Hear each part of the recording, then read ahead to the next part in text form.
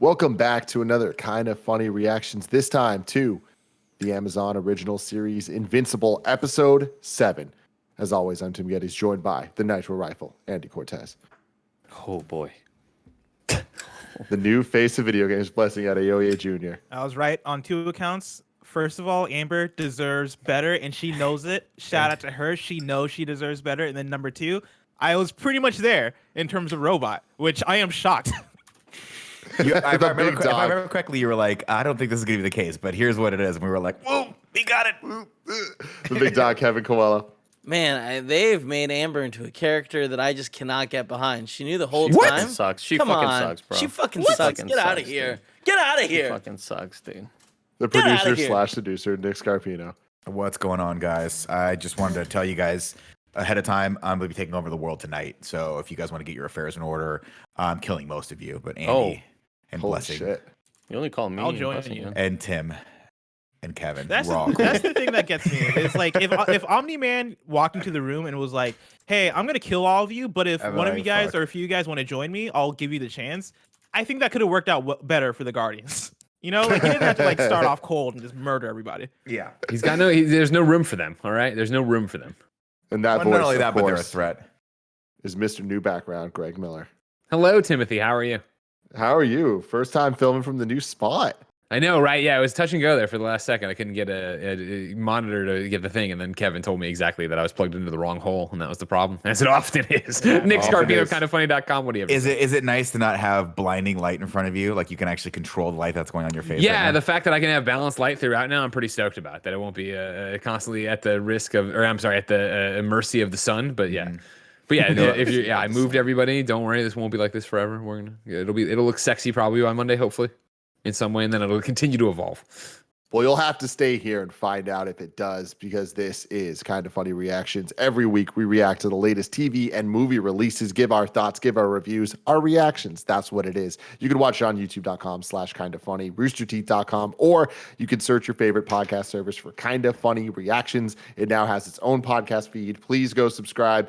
Give it all the good juice, the thumbs up and the 5 stars and all that stuff. We appreciate it very, very much.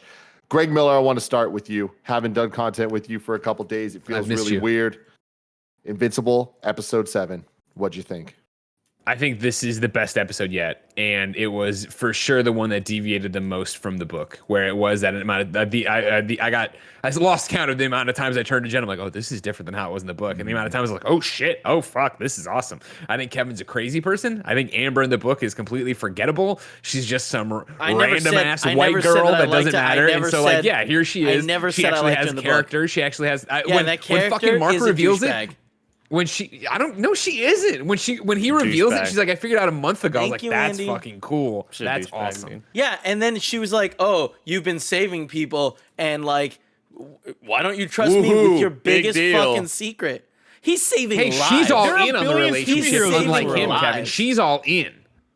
All of them are obviously superheroes. Like there's superheroes that go to their school and like they barely hide that shit. And so if I was Amber and I've been dating this dude for months and he's been keeping this secret from me, and it's a very obvious secret, Then bring and, it like, up. You would bring it up. You wouldn't like get pissed that he didn't tell you about it. Thank you, Kevin. You'd understand why he didn't tell you, but you'd also be like, "Hey, by the way, I can tell." Because Amber's Nah, man. straightforward. This person She'd you're bring it dating up. doesn't trust It's you. out of Yeah, character. I think you guys Exactly. are Huge you guys part are all does trust missing the him. point. This is a high school relationship. It was doomed from the start. It's not going beyond senior year. They did what they needed to do with each other, and then they're gonna move on. That's how. What do they do with each other, Nick? They were like this. Great. Oh yeah, some good kissing. I love it. I missed it. Nick, what'd you think of the episode? It's great, man. I mean, this is exactly kind of where I thought we'd be at this point, and it's super, super, super cool. And there's seeing the robot stuff was cool, and then just seeing the sheer brutality toward the end with Nolan is, that's what this show does so well, right? It gives you those sort of like cerebral moments where you're like, oh, what's he gonna do here? Is he gonna let this guy's off? And then just hits you where it counts. But yeah, I mean, this show's amazing. They need to immediately make season 2 right now before this one ends, please. Kevin? I really, really like it. I think this is my favorite episode for sure. There are some things now that I was worried about earlier that I'm starting to be like, this is kind of a bummer. The whole robot stuff, like, it's cool. Obviously, that's one of the biggest, like, that's one of the most interesting things that happen in the comic. But the fact that they're bringing it in this early, I feel like robot stuff doesn't happen till like issue 60, and that's after like a big thing that happens in the comics, and it makes way more sense. It is just weird that he's copying Rex's body. Like that is a very weird thing for everyone to be like, all right, he's just stealing that dude's body, you know? I mean, Kevin. Well, I think they remember- handle it well, right? Where he flips out on him, and then he's like, "All right, she's like, "All right, we'll unpack this later." Like, there's so much happening at once, right? Yeah, but I mean, I'm just saying the order of things, like in the comics, is different. And Yeah. when he takes Rex's body, or he clones Rex's body, things are less awkward, and it's weird that they're forcing it this way. It's one of those things like maybe let things get to where they were going naturally. You know what I mean? Let me enjoy it. Blessing, what'd you think?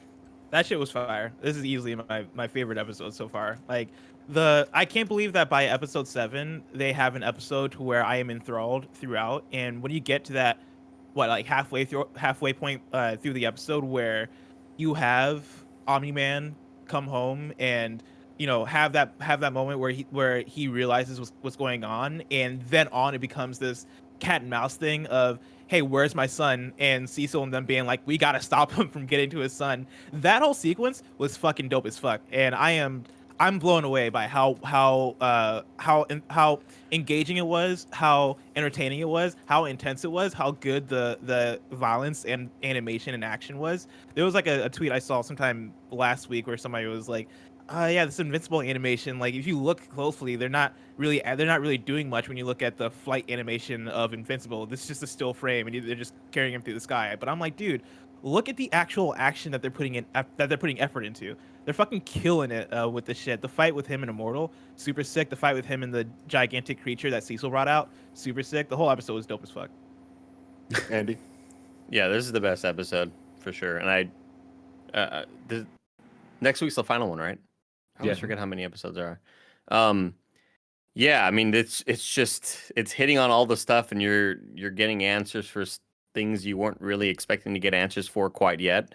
I thought we would have hit a lot of this, this sort of. I thought a lot of the tension would have maybe been in the final episode, but god damn, it's doing everything perfectly. I think I haven't felt that way since. Well, I guess The Boys kind of counts as well, but really reminds me of Game of Thrones, where I'm just on edge and I don't know what's going to happen or who's going to die or what punch is maybe going to be too Go strong. through somebody.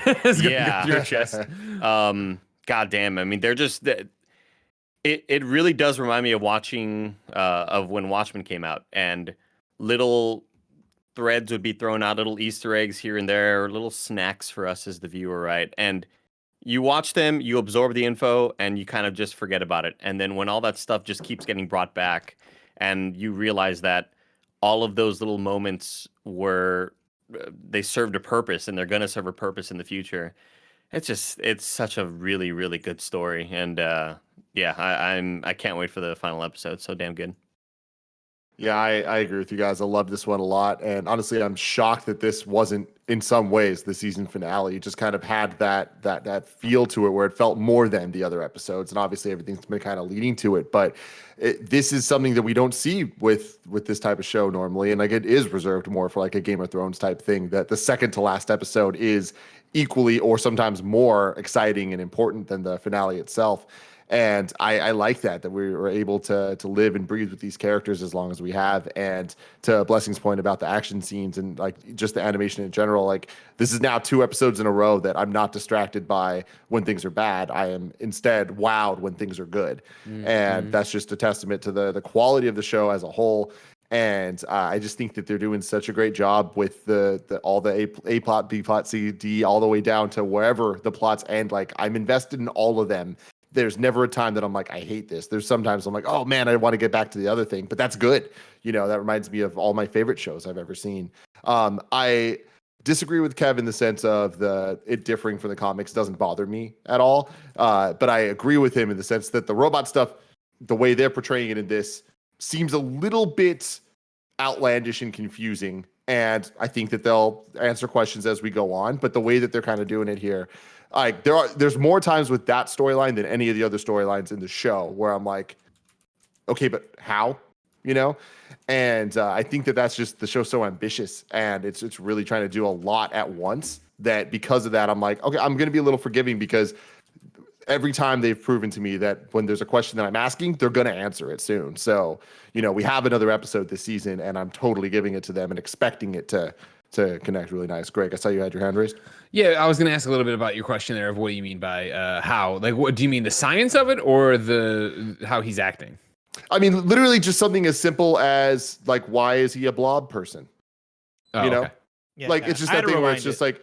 like his body is this blob thing, and they just don't explain that at all. And that's one of those things where sometimes not everything has to be explained. But in this world they set up, there's no reason we should expect that this guy, like a guy living in a robot's body, I buy in the world they set up.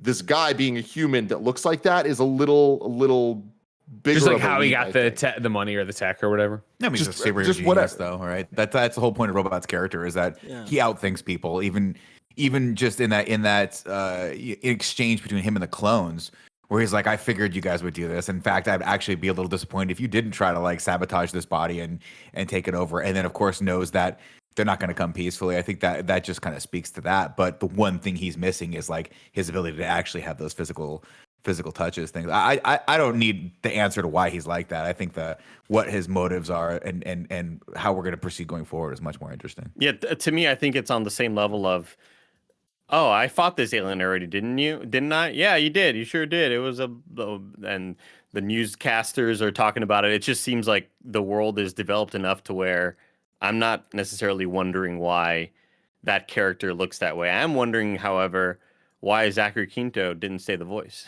like why it changed. That is a little New weird. body. I was assuming, but I would assume Yeah, I guess they the were new gonna do vocal that. cords. Yeah, that makes sense. Yeah. Yeah. That was the thing I was disappointed by too, but I was like, oh, it makes sense, I guess. I He's appreciate just it. so It is good, though. it's still Jason Mantzoukas, right? He's just doing a way toned down Rex, which I really enjoyed. That's kind of cool. Oh, really? For It me, was. The think so. difference I'm between fairly the- certain. Like I was listening really hard there, and the second after we really got going, and there was a few things where I was like, oh, that is him. He's just being a very Yeah. subdued person. Also, I think that if we, I think we might get that voice back in later episodes. I think that voice will continue to be whenever Yeah. the robot is there, because even when Right. Robot popped up later as Robot, it was talking as that. Yeah. So it's just one of the things for me in the comics that was such a big pop, and that happens. Like, we don't find out that he's a human until like late, like issue 50 or something, right? Not late, but like a third of the comics through, and like that's such a big pop, and it's one of those things I would have liked to see that more developed, because at that point, it's like a real shock. That's like, holy shit, this guy we keep calling Robot isn't, and it just kind of seems like, doing that now is a little early to have such a big pop like that. Or it's even the pop would have been bigger had we done it later, season 2 or 3.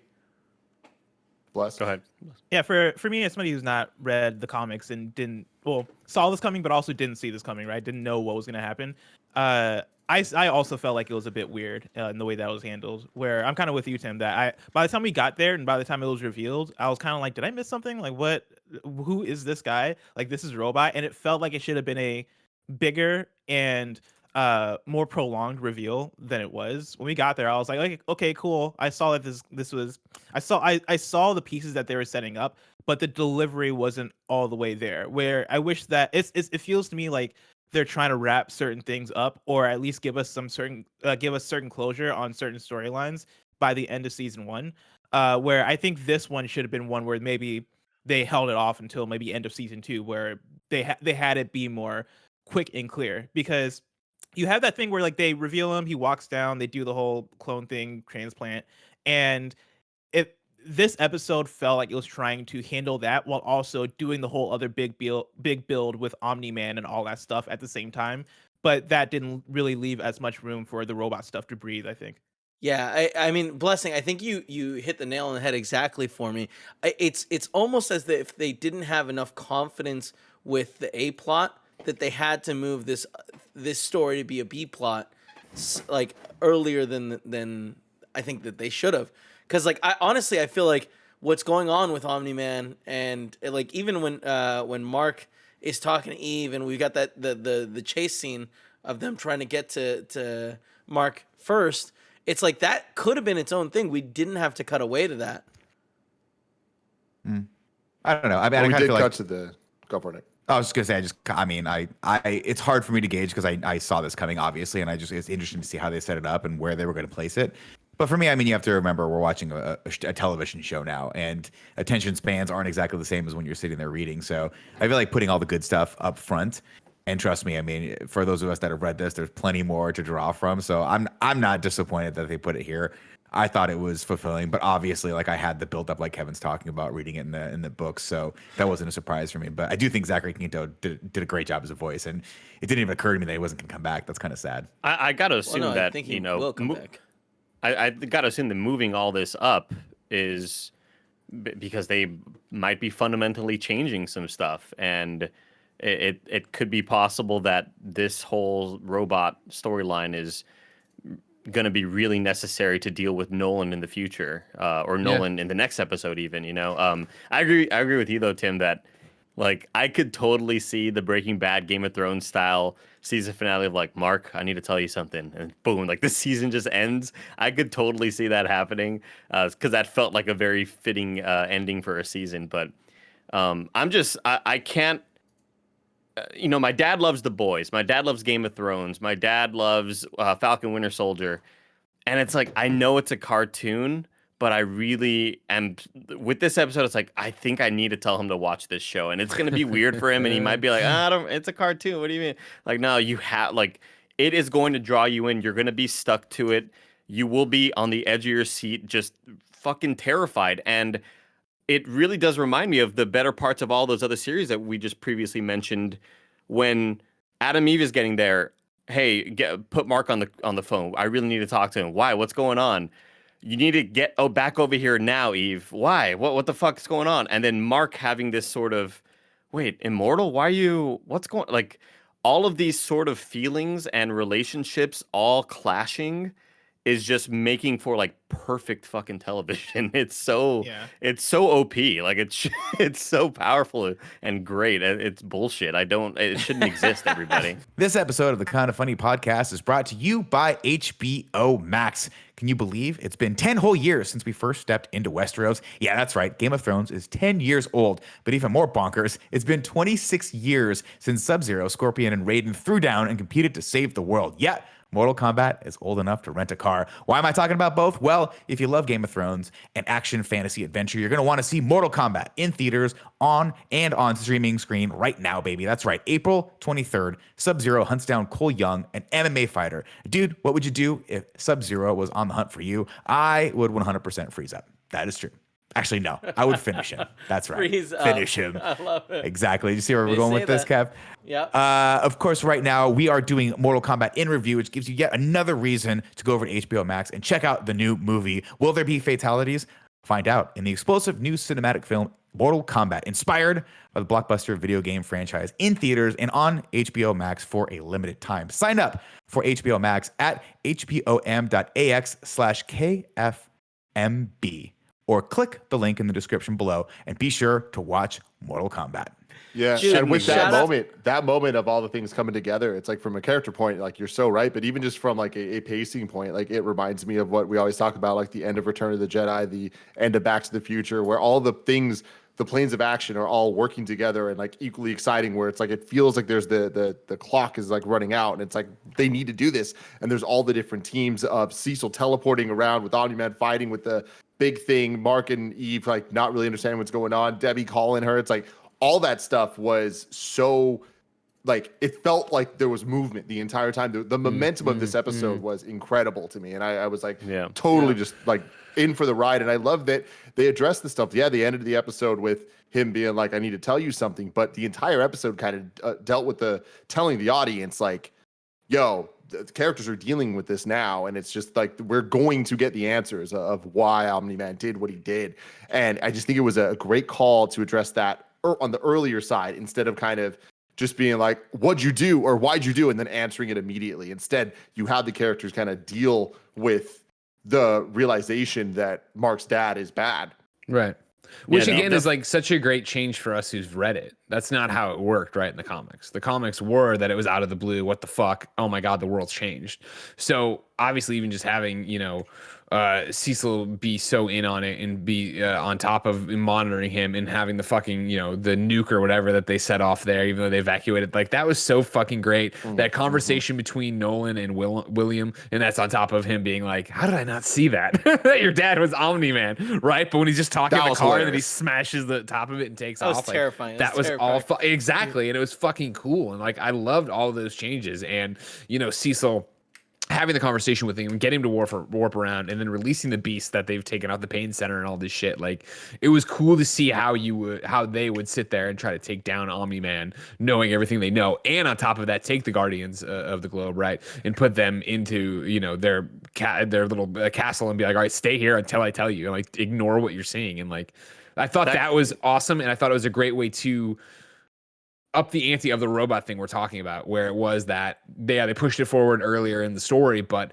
I like the idea that he comes in with this ridiculous thing, like what the fuck, like you're the kid version of Rex and why is this going on? And then it is on the nose that like, oh, I chose this because Monster Girl likes you and I like Monster Girl, and like and it's also like what the fuck, but it's also like we can't even worry about this right now because this is happening. And to have Monster Girl and him share the hand squeeze and stuff like that, like they've done a good job, I think, with it. I mean, again, like, and this also speaks to, I think it was Tim at the top of it, the show, who had said how much it reminded him, and I'm talking about episode 1 of anime and the way it was shot. And like, I got so much of that today, or in the episode, right, of like just Nolan there and his cape billowing and him being all fucked up and like ready to go take on the world. I love this episode. We had the Goku, and any other boss, name any other, insert any bad guy moment of like the big clash and the big sort of, billowing thing. But goddamn, like I'd say, it's so easy to point to the highlights of this episode and be the crazy violence, the cool fight scenes,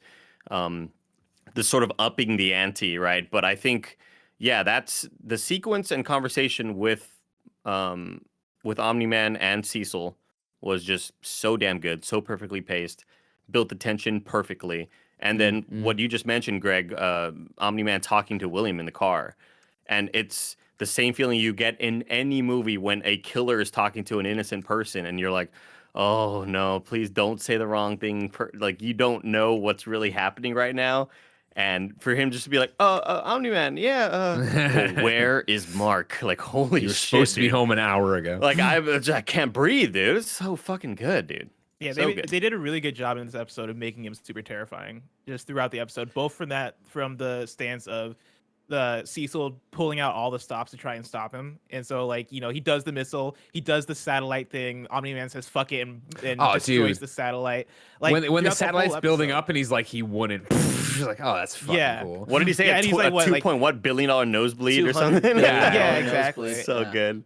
And they're trying to stop him the whole episode, and things that they expected to at least knock him down barely scratch him, which is super, super cool and super intense. But then also from the standpoint of what you guys are talking about of, he just has that almost like a serial killer-ish vibe where when he's talking to the friend at the car and he jets off and he leaves that crater in the ground and his fist print is in the top of the car and you're like, fuck, man, this dude does not give a fuck anymore. And he still has that demeanor though and this is the thing I love about any villain is like he's still chill. Like the whole time he's still like, I am doing a good thing. I know it seems right now like I am doing bad things, but when he's talking to his loved ones and he's talking to his wife or he's talking to Invincible, he's like, hey, once I explain it to you, you'll understand. But us as an audience, we're like, no, there's nothing to justify it. Like, I can't wait to hear this explanation. Yeah, exactly. I really appreciate the show's willingness to not hold back at all. And it's been like that since the beginning. And the comic's the same way, but seeing it in motion is very different. But I don't remember if it was episode 2 or 3, but we get the scene where they deal with the aliens. And in one episode, it's dealt with of them coming multiple times and like dealing with the time travel stuff. And like they explain it. It's like that could have been a entire season arc of another show. But they're like, no, we get it. We're just going to deal with it here. And for us to only episode 7 get Omni-Man going up against the world and the world's throwing every single thing they can at him. I just love that because it's like there's nothing they're holding back, whether it's the satellite stuff or this giant monster that they took the pain receptors out of. Like, there's always like that extra asterisk of like, and this, and this, and this for the superpower stuff. That's cool because it's like normal people would be like, well, then what are they going to do next season? What are they going to do next time? And it's like, they're going to find something to do that's interesting and cool because it is about turning it all on its head. But to turn it on its head, you need to understand what it is to begin with. And I think that that Robert Kirkman really, really, really gets superheroes and really, really, really gets characters and storylines and makes all those things add up to be more than just the sum of its parts. And that, I think this episode is the perfect example of all those things coming together. Agreed.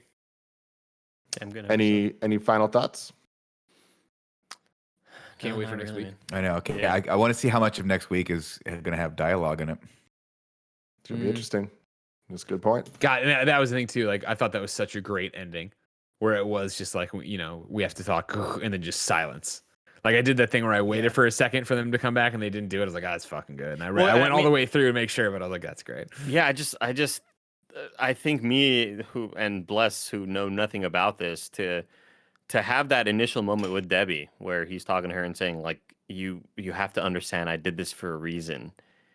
And you always kind of felt like he did, but what the fuck could it possibly be, right? Like, how could it possibly be a good reason? So I still have that doubt in my mind of like, yeah, but maybe he's doing this for the greater good, Like sort of maybe shit. Like Cecil's bad or something like that, or we don't know. or maybe he knows something's coming, and I don't fucking even know, man. Like, Andy, It's do you have predictions? Because this whole time, my prediction has been that he's essentially like, I mean, it's the thing of his planet. What, I forget the name of it, Krypton. I'm just gonna call it for the sake of this conversation. Viltrum. The whole idea of Viltrum, right, was that they send people to planets to protect them. Mhm. And my prediction is that is a lie, and they actually send people to planets to conquer them, kind of like Goku in Dragon Ball Z. That's that's the only. And I guess that the thing that makes it tough is him explaining that to Debbie.